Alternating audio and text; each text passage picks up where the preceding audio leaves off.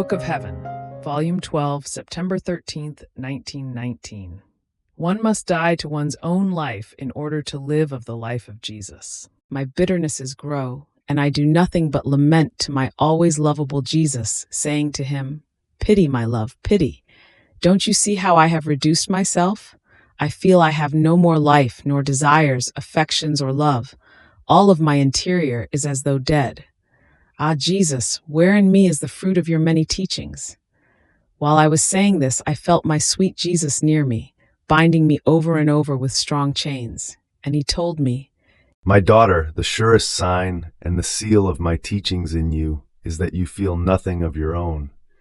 And besides, isn't the living in my will precisely this, to lose oneself in me? How can you go searching for your desires, affections, and other things if you have lost them in my will?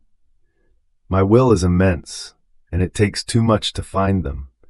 And in order to live in me, it is befitting to live no longer of one's own life. Otherwise, you show that you are not happy to live of my life and completely lost in me."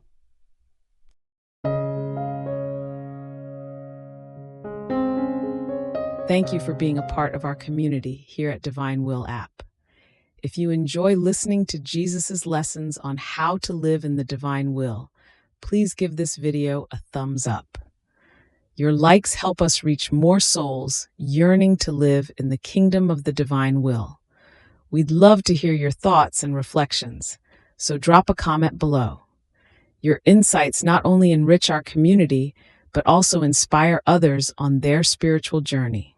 And don't forget to subscribe to our channel.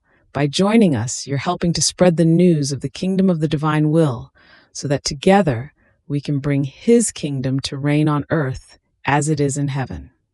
In the divine will, always.